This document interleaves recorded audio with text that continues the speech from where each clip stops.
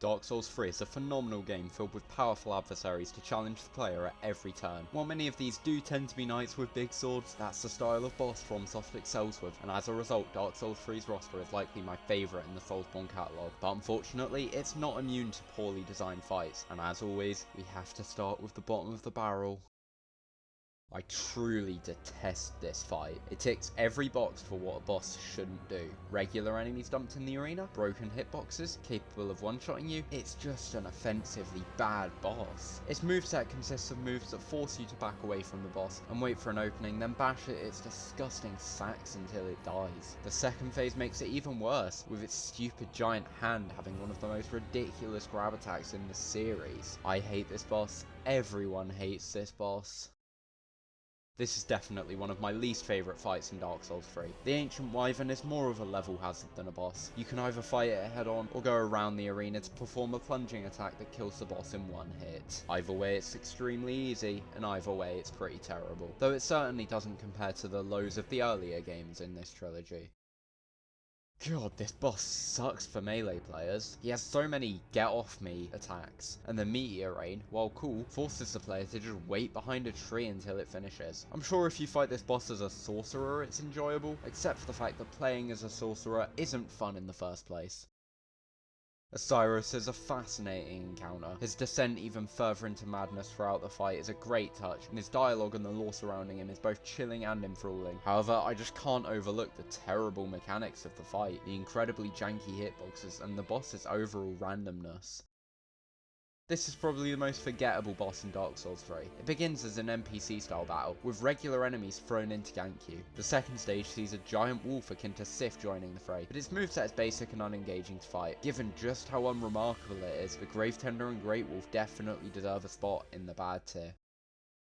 The Deacons are an undoubtedly easy boss. Despite this, my first playthrough experience with them was incredibly unpleasant. They are one of the better enemy-filled room-style bosses, with some captivating lore and an incredible orchestral score they're definitely not deserving of. Despite this, their standing as an uninspired gank boss keeps them in the lower tiers. I don't hate Wolnir as much as many. His design is really cool, he has a great atmosphere and awesome lore. It's just disappointing that the mechanics of the fight don't hold up. Most of the time you won't even get to see his second phase since he's so ridiculously easy. Half-Light is a pretty boring NPC encounter. I think the boss itself has a decent enough moveset, but the additional enemies that spawn alongside it just make this fight feel like a chore. Further adding to the drawn-out dullness of the fight is a long speech by the Judicator at the start, which the first time round is cool, but then just becomes annoying. The online aspect of this fight taken from the Old Monk is a nice touch, though it still suffers from the same problem as that fight many years later. I used to despise this boss. It was definitely because I was under leveled when I first fought this age, so everything it did one-shot me. I've played through Dark Souls 3 many times since then, and while I still don't love this boss, it's definitely shot up in my ranking. Mechanically there's nothing standout here, but nothing too offensive either. The tracking crystal is a bit annoying, as with most tracking attacks, but overall the crystal stage is a fight I don't mind engaging with on each new playthrough of Dark Souls 3. Oh, Aldrich, what a disappointing boss. He's one of the coolest characters within the lore of Dark Souls, so it's a definite shame that the fight isn't all that great. Some of his attacks are decent enough, but the arrow range just wastes your time, and his teleportation around the arena drags the fight out far more than necessary, when he could have just been given 25% more health and damage instead. Vought has one of the most recognisable scores in all of Soulsborne, being at the heart of so many great memes over the years. The boss itself is pretty well designed, and while I do think Phase 2 can be a little overly sporadic for my liking, and he ends up being too easy on repeat playthroughs, by the standards set by following bosses such as Curse Rotted Greatwood and Crystal Sage, Vought is undoubtedly one of the better early game bosses in Dark Souls 3. Midir is certainly growing on me. The first time I fought him, I didn't love his moveset and found him to be a relatively detached battle. His presentation is phenomenal, and it's a fight on a scale rarely seen in Souls, not to mention having one of the best OSTs in the series. While I am definitely a fan of this fight now, I distinctly prefer duel style fights over big beast fights like Midir. It's a personal preference that definitely applies here, so while I do enjoy fighting this epic dragon, he isn't as fun to me as bosses higher on this list. The vast majority of Souls players would not have Champion Gundyr below his tutorial variant, but I really appreciate the design of the first fight. Champ is definitely the more well designed of the pair, but since he uses a template of the game's first boss, I feel he loses a bit of individuality. I still think he's a good boss that holds up on his own through an incredible setting and great combat, but I can't deny I just prefer Youdex to Stundir. I'm prepared to die on the hill that King of the Storm is harder than the Nameless King himself. Once you know how to fight Nameless King, you can pretty easily beat him, but with King of the Storm you're fighting the camera, and there's no strategy to help you overcome that. You cannot master that first phase. That's definitely the only knock I have on this fight though. The King himself is an excellent combat encounter. The presentation is great, his moveset is amazing, and his delays make it so much more engaging. It's just unfortunate that King of the Storm holds it back so much.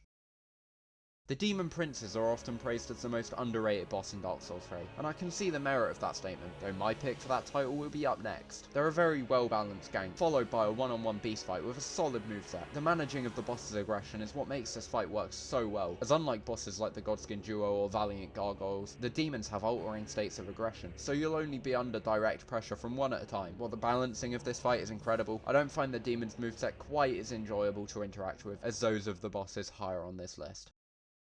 As I just said, Yhorm is inarguably one of the most underrated bosses in the series, and I understand why. The game's opening cutscene hypes you up for a grandiose battle against a towering foe, but the fight in question ends up being relatively easy, and the combat is fairly detached from the enemy as a result of it being a puzzle boss. Despite all this, I adore this boss. The spectacle of the fight is near unrivaled, and his story is one of my favourites in the series, especially if you bring Sigrid to the boss with you. While Yhorm doesn't pose much of a challenge, I can't deny that I enjoy the duel with the fallen ruler of the Profane Capital.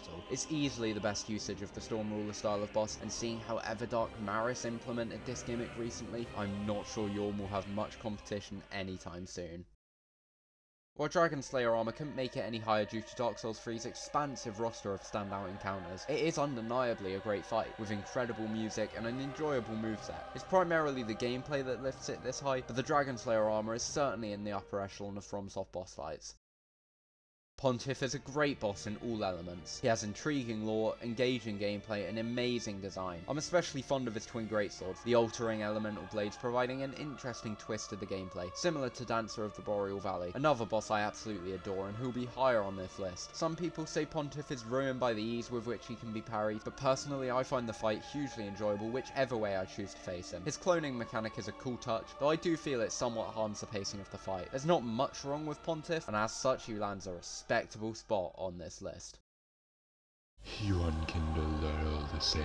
You watch my videos every week, yet never once do you take your place to that subscribe button.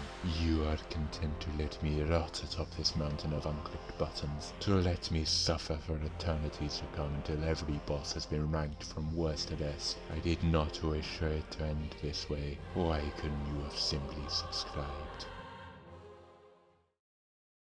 There aren't many bosses in Soulsborne which allow you to just jump in and fight them. Sekiro provides this through the Gauntlets of Strength, but Youdex lets players begin a new playthrough and just fight him with such convenience. And for a first boss, he's got such a great moveset. I prefer Phase 1 since it can be a little difficult to get your bearings in Phase 2, but I think Youdex is perfectly balanced as an introductory boss, and really doesn't have any flaws besides the fact that he doesn't provide the nail-biting challenge of most bosses above him. I'm certain very few players will agree with my decision to place Youdex far above Champion Gundyr, but I truly think the tutorial fight adds more to the overall experience and serves his purpose better than almost any boss in the series. He's a shining example of how to make a quality introductory boss, and FromSoft has only presented us with one better, who I discussed in last week's Bloodborne boss ranking. Where can I even begin with Abyss Watchers? This is a boss that truly showed just how amazing the Dark Souls 3 bosses could be. After the admittedly underwhelming early game of Dark Souls 3, and the frankly despicable location preceding this boss, Abyss Watchers is the moment Dark Souls 3 starts to get good. Really good. The soundtrack for this boss is amazing, and absolutely one of the most memorable tracks in the series. They're undoubtedly the most creative gank boss we've ever seen. The way they handle the Abyss Watchers fighting between each other and use it to balance the gank is just amazing. And as if the first phase wasn't good enough, the second phase adds a whole new level of intensity and spectacle to this fight. While this boss does get a fair bit easier after the first playthrough, there's no denying this is far and away one of the best gank fights FromSoftware has ever made.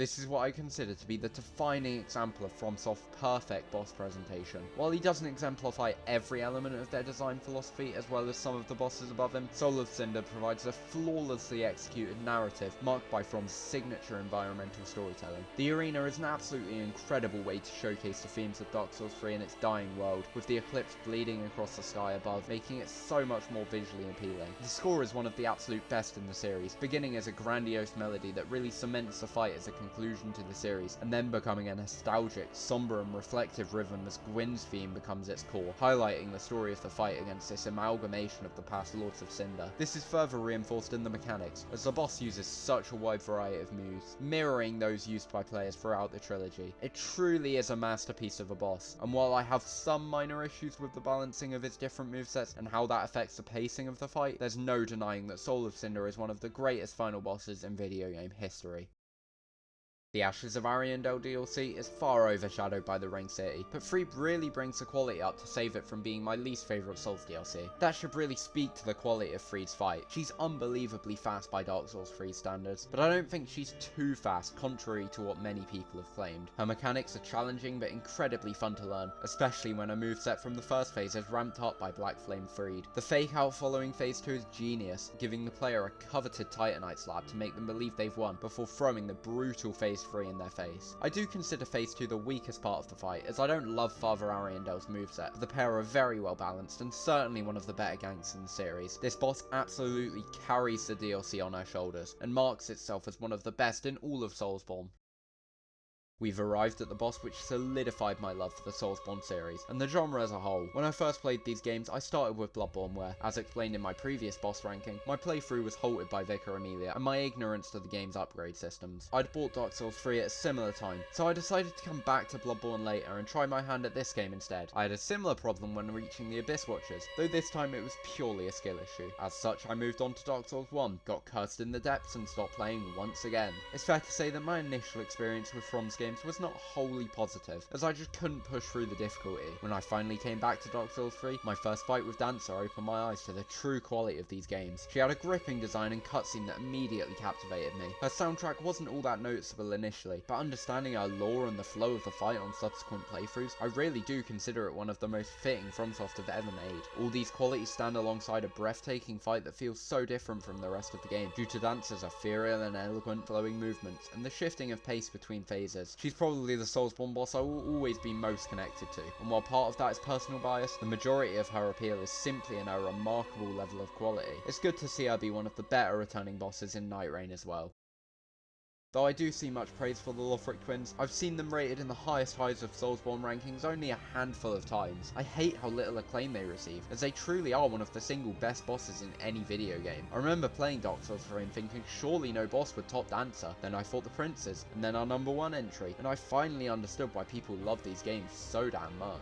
Lorien has got to be one of the coldest characters in any game, and the dynamic between him and Lothric, which meshes with the mechanics of the fight, is incredible. I love the teleporting mechanic, which truly is the distinguishing factor that makes this boss so unique. It creates such a perfect flow to the encounter and makes it much more demanding, yet so much more enjoyable. The panic that ensues when the second phase initiates with a storm of holy magic is emblematic of the true value of the Soulsborne formula. Every move this boss has is fair, challenging, spectacular and fun to engage with. If this fight counts as a gank, it's easily the best in the series. I feel like Godskin Duo tried to mimic Lothric's resurrection of his partner and fumbled horribly. Twin Princes are a boss I genuinely don't think I can improve upon. This highest tier really does define the perfection FromSoft is capable of achieving when they use all their knowledge and tools to create a truly awe-inspiring experience.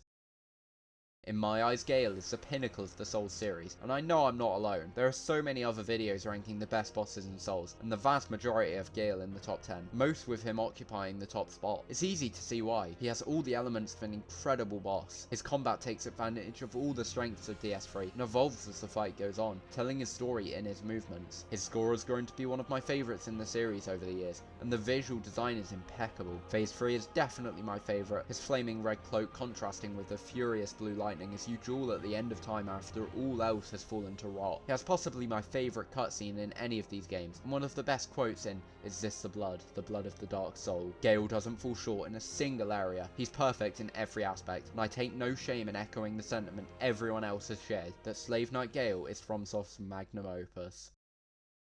And that covers every boss in the masterpiece that is Dark Souls 3. Obviously, like any Souls game, there's highs and lows to the roster, but as I stated earlier, I consider it the strongest selection of foes in the series. But this is all simply my opinion on a subjective medium, and you're free to disagree as long as you do so respectfully. I'd hugely appreciate you leaving a like and subscribing to the channel to support me in the production of future videos, and encourage you to join me next time to see my ranking of every boss in Sekiro Shadows Die Twice.